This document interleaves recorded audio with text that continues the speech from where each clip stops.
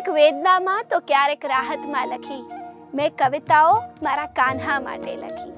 ક્યારેક વેદનામાં તો ક્યારેક રાહતમાં લખી મેં કવિતાઓ મારા કાન્હા માટે લખી. કોઈ મને સમજે કે ના સમજે પણ તું તો સમજજે જા વાલીડા, મેં મારા મનની વાત વાતમાં લખી. ક્યારેક ભર બપોરે કલમ ઉપાડી તો ક્યારેક જાગતી રાતમાં લખી.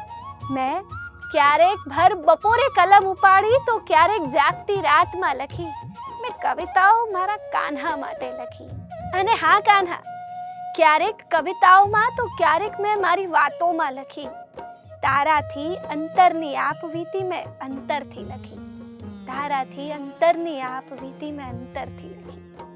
નમસ્કાર દર્શક મિત્રો, હું છું અંકિતા સોનેજી અને આપ સૌ નિહાળો છો દિવ્ય હિંડોળા દર્શન જીટીપીએલ ભક્તિના માધ્યમથી. જીટીપીએલ ભક્તિની ટીમ ફરીથી એક વખત આપ સૌને આપના વહાલા ઠાકરના દર્શન કરાવવા માટે પહોંચી ગઈ છે.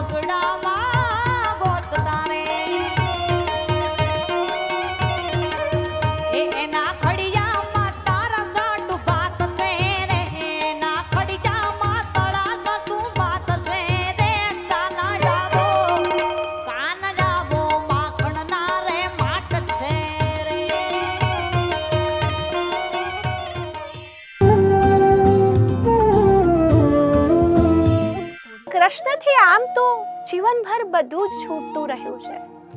આમ તો કૃષ્ણએ જીવનમાં બધું જ છોડ્યું છે. માતા પિતાને ગુમાવ્યા, પ્રેમને પણ ગુમાવ્યો. લગભગ એમ કહીએ કે કૃષ્ણએ જીવનભર બધું જ છોડ્યું છે, ગુમાવ્યું છે. પણ જે એમને નથી ગુમાવ્યું એ છે એમની સકારાત્મકતા, એમનું સ્મિત અને એનું દેવત્વ.